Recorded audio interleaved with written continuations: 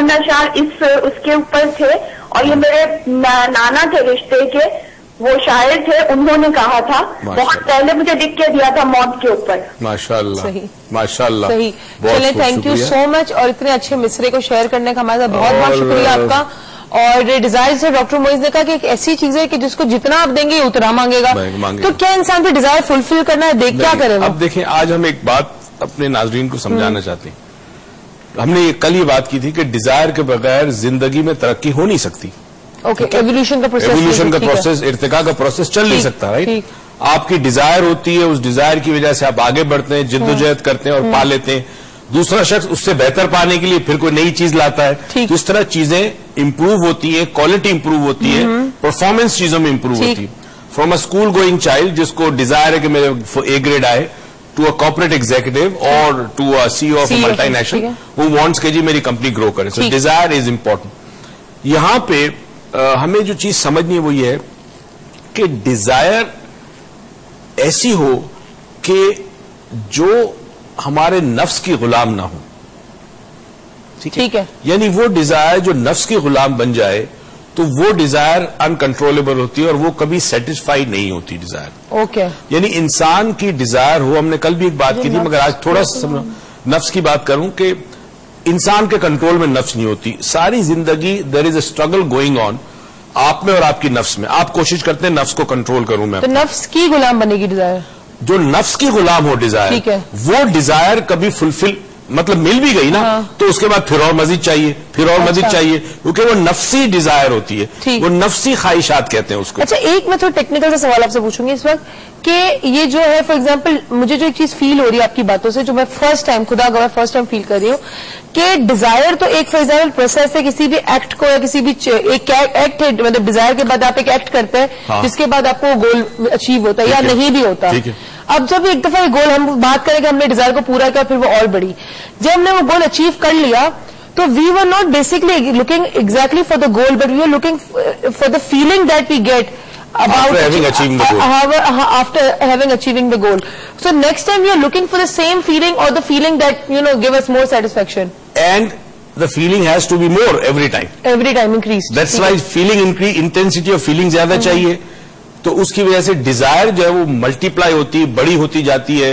एक तो बड़ी होती है proportionally, plus number of desires बढ़ती जाती है। सही। अब हमें ये देखना है कि चूंकि हमारी सारी जिंदगी नफ्स के साथ जंग होती है, तो हमारी डिजायर नफ्स की गुलाम ना हो। सही। मैं चंद दिनों की बात है, तुम्हें शायद याद हो कि ना हम लोग मेरे कमरे में तुम बैठी थी तो हमने तुम प्लान बता रही थी कि हमने ये करना है, इस तरह एक्सपैंड करते हैं, और मैंने तुम्हें क्या कहा, मैंने कहा मैंने एक लेवल तक चीजें पहुंचा दी, मैं इसको सस्टेन और मेंटेन रखना चाहता हूं। ठीक है।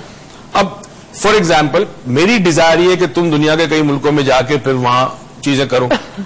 मैं बहुत सारी दुनिया के मुल्कों में गया, मैंने जो चाहा मैंने पूरा कर लिया। अब जो चीजें मैंने हासिल कर ली है, मुझे वो एंजॉय भी तो करने दो। ठीक है ना। अगर आज मैं कंटिन्यूअसली परस्यू करता रहूं तो पता ये चला कि जो मैंने हासिल किया उसको मैं एंजॉय नहीं कर पा रहा। सही। तो एंजॉय भी करना बहुत जरूरी, क्योंकि आप डिजायर शायद अपनी पूरी जिंदगी डिजायर फुलफिल करने में गुजार लें और फिर आखिर में आपको याद है जो भी डिजायर थी उसको तो एंजॉय नहीं किया। So that was a very good point and valid point of doctor Moiz मैं बाबा के मेरे जो अब बच्ची है इसको एंजॉय करूं, मेरी प्यारी सी बच्ची खूबसूरत सी, इसको एंजॉय करूं, अपने ऑफिस को एंजॉय करूं, अपने काम को एंजॉय करूं, ताकि एंजॉइंग मोड में बोलो। मोड होते हैं ना इंसान के, स्लीपिंग मोड, हाइपर मोड या एंजॉइंग मोड में। आजकल हमारे साथ जो हम लोग हैं, हमारे साथ रहमान साहब है कराची से। अस्सलाम वालेकुम जी, कैसे हैं आप? माशाल्लाह प्रोग्राम बहुत अच्छा है। शुक्रिया, बहुत बहुत शुक्रिया। मैं कुछ चीजें मालूम करना चाहता हूँ। जी जी। डॉक्टर साहब से कभी मुलाकात रहे तो जो इनके सिंबल्स होते हैं कोरोना और यूसी के, उसके सिलसिले में कुछ बातचीत करना चाहूंगा कभी अगर इनसे मुलाकात रहे। रेखी के बारे में? जी जनाब जी। क्योंकि मैं ऑनलाइन नहीं कर सकता वो तमाम बात। ठीक ठीक। अच्छा, उसके अलावा डॉक्टर साहब से चाहूंगा कि कोई मोस्ट पावरफुल एक्सरसाइज बताइए कि जो प्रैक्टिस में। आपकी आवाज बहुत ब्रेक हो रही, कुछ समझ नहीं आ रहा। मैं चाह ही रहा था कि डॉक्टर साहब से हिप्नोसिस की कोई मोस्ट पावरफुल एक्सरसाइज बताएं कि जिसको प्रैक्टिस जिससे की जा सके। ठीक है, चले हम इसको डिस्कस करते हैं। Thank you so much Rahman sahab आपकी कॉल का। Rahman sahab can always come on Thursday. या you can, if you want to meet doctor Umais and discuss something with him that you want to discuss only with him personally, कोई चीज अगर आप discuss करना चाह रहे हैं तो प्लीज हमारे जुमेरात के लेक्चर्स में आ जाए। 7 बजे लेक्चर होते हैं, तो आप 7 से 8 लेक्चर अटेंड करें, then after the lecture you can meet him. हमारे साथ एक और कॉलर है। अस्सलाम वालेकुम। हेलो, अस्सलाम वालेकुम। हेलो जी, अपनी प्लीज टीवी का वॉल्यूम स्लो कर दें। जी लेकिन मित्राती था, तो मेरा मित्राती है, मित्राती से बात कर रही हूँ। जी और मेरा जो टॉपिक नहीं है, तो मैं जो है तकरीबन 1 साल पहले शुरू किया था। 1 साल पहले क्या हुआ था? शुरू किया था मैंने, तो मुझे उसके बाद शुरू हो गया था। तो डॉक्टर की रिपोर्ट में कहा था कि मतलब ब्रेन में जो है वो पाइपलाइन का जो इंफेक्शन है, तो उसके बाद जो है मतलब तकरीबन उन्होंने 2 साल का ट्रीटमेंट दिया है। अब मैं ट्रीटमेंट से तो मैं एंटीबायोटिक दिखा रही हूँ और रिजल्ट दिखा रही हूँ, लेकिन अकेले नहीं बैठ सकती बिल्कुल, और जो है अकेले बैठते। सर मिसेज आसिम, मुझे आपकी बिल्कुल आवाज समझ में नहीं आ रही, बल्कि कुछ भी नहीं समझ में आ रहा कि जो आप कह रही हैं। एंड रियली सॉरी, आप वापस से कॉल करने की कोशिश करें तो आपकी हम बात सुन लेते हैं, बिकॉज आई कुडंट अंडरस्टैंड। हाँ, कोई डर था या कोई, आई डोंट नो, मैं उनका समय नाम भी सही तरह नहीं समझ पाई। जो था ना, I could not understand, I was trying to. Rahman sahab ने क्या कहा उनका पहले ये था कि करुणा रेकी और Karuna reiki is basically sort of reiki, और सुई रेकी के बारे में उनको इन्फॉर्मेशन की जरूरत है कि वो चाहते कोई बात भी डिस्कस करना चाहते तो थर्सडे के लेक्चर में प्लीज आप आ जाए। सेकंड ने कहा कि हिप्नोसिस की कोई ऐसी एक्सरसाइज आप बताएं पावरफुल जिसको प्रैक्टिस कर सकें। हिप्नोसिस किया ही नहीं, बस अच्छा, हिप्नोसिस की एक्सरसाइज हम इस तरह नहीं बता सकते। Hypnosis is very dangerous, very dangerous. You need to go through training. और अगर वैसे आप अपने आप को सेल्फ हिप्नोसिस करना चाहते हैं, अपने आप को रिलैक्स देना चाहते हैं, तो उसके लिए बेस्ट तरीका तो ये है कि रात को सोते वक्त जिस वक्त गुनूदगी आप पे तारी हो, तो 100 मरतबा एक जुमला, कोई भी, मैं एक जुमला आपको दे रहा हूं, मगर आप अपनी मर्जी का कोई भी जुमला ले लें, छोटा सा सेंटेंस हो। फॉर एग्जाम्पल ये हो कि every day in every way I am getting better and better. और ये जुमला बड़ा इफेक्टिव है, क्योंकि एक शख्स था एमिली क्यू के नाम से, फ्रेंच था, और उसने हजारों लोगों को जिनको क्रॉनिक एलिमेंट थी, और उस जमाने में ये 17th सेंचुरी की बात है, कोई इलाज नहीं होता था, तो उस वक्त उन्होंने लोगों से कहा, तो कई लोग ये जुमला कंटिन्यूसली दोहराते, जब तक वो मतलब जाग रहे हो तो दोहराते, एंड दे गॉट वेल। तो सोने से पहले 100 मरतबा, मगर शर्त यह है कि उस जुमले को आपने 100 मरतबा जब आप बोलेंगे तो उसको काउंट भी करें 100 मरतबा, और विजुलाइज करें कि आप किसी हवाले से भी बेहतर हो रहे हैं, अगर बेटर एंड बेटर। अब देखें ना, एक जनरलाइज स्टेटमेंट है बेटर एंड बेटर, तो वो फाइनेंशियली भी हो सकता है, इमोशनली भी हो सकता है, हेल्थ के वाइज भी हो सकता है, फिजिकली भी हो सकता है, और मेंटली भी हो सकता है। सो इन एनी वे, यानी you are just getting better, so better can be anything, you know. So हमारे साथ एक और कॉलर फरीन साहिबा कराची से। अस्सलाम वालेकुम। हेलो, अस्सलाम वालेकुम। वालेकुम अस्सलाम। कैसी हैं आप? बिल्कुल ठीक, आप कैसी हैं? ठीक ठाक, अल्लाह का शुक्र। जी, मैं डॉक्टर साहब से बात कर सकती हूँ? जी करें, इधर ही है। अस्सलाम वालेकुम। अस्सलाम वालेकुम डॉक्टर साहब। वालेकुम अस्सलाम, फरमाइए। जी, वो मैं शादीशुदा हूँ, लेकिन मेरा एक मसला है डॉक्टर साहब, मैं एक काम है अपनी जात से मुताल्लिक जो मैं कर नहीं पा रही, जैसे ही कोशिश करती हूँ बस एकदम नहीं कर सकती, मैं छोड़ देती हूँ। वो ऐसा क्या काम है आपकी जात से लेके जो आप नहीं कर पा रही हैं? डिस्कस कर सकते हैं? नहीं, मैं बता नहीं सकती। मेरा ठीक, बस आप मुझे बताइए मैं कैसे करूँ, ये कैसे मसला हल हो? ठीक है, चले हम बात करते हैं। Thank you so much Fareen sahab आपकी कॉल का। और अच्छा, मुझे आइडिया तो हो गया, मगर फिर भी अब चूंकि जब डिस्कस ही नहीं कर सकते तो मैं क्या बताऊं। तो शी शुड ईमेल, या तो ईमेल कर दें, या पर्सनली आके विजिट कर लें मुझसे, या थर्सडे के लेक्चर के बाद बैठ जाए मेरे साथ। देखिए, डिजायर के लिए एक जो छोटी सी चीज मैं और अब्बू डिस्कस कर रहे थे बैठ के, कि एक तो आपका एक्शन लेना बहुत जरूरी है डिजायर को अगर आपको फुलफिल करना है, and you should know that this is something कि आपको चाहिए जिंदगी में, क्योंकि इंसान का जो मैंने चीज फील, और दूसरा हर डिजायर की एक अलग मतलब अप्रोच भी हो सकती है। तो प्लीज आप आके डॉक्टर मोहित से मिले कि आपको अप्रोच, एक तो आपको डिजायर ढूंढने में भी हेल्प करे आपकी, कि जो आपका गोल में तब्दील हो जाए desire, because that is really very important. एक हमने कल एक बात की थी, शायद हम डिटेल में नहीं बात कर सकते, प्रोग्राम का दौरान या इतना कम होता है। कल मैंने कहा था एक डिजायर अगर आपकी है, राइट, अब ये डिजायर सही है कि गलत है, तो उसका एक तरीका होता है, उसको जांचने का, उसको नापने का, उसको तोलने का। हाँ।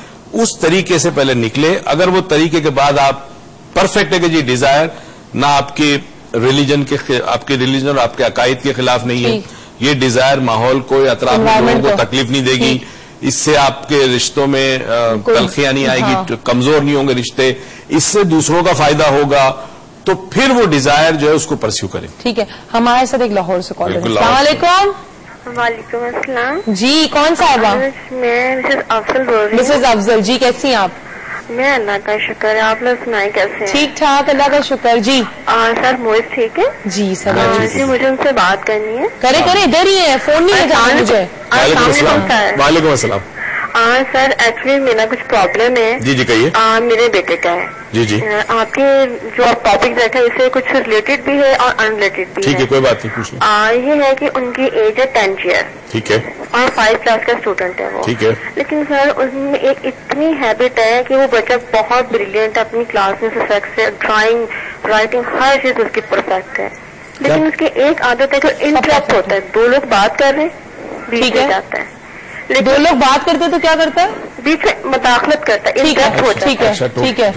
तो मैं उसके ट्यूशन पे, स्कूल से जब भी वो इस वजह से उसकी किसी से बनती भी नहीं है। सही। क्या वो हाइपर है थोड़ा? हाँ, बहुत ज्यादा हाइपर है। चले मुझे समझ नहीं आती। कितने साल का है? 10 साल। 10 साल का है। ठीक है, चले आपकी कॉल को हम डिस्कस करते हैं, बिकॉज इसका आंसर दे दें आप।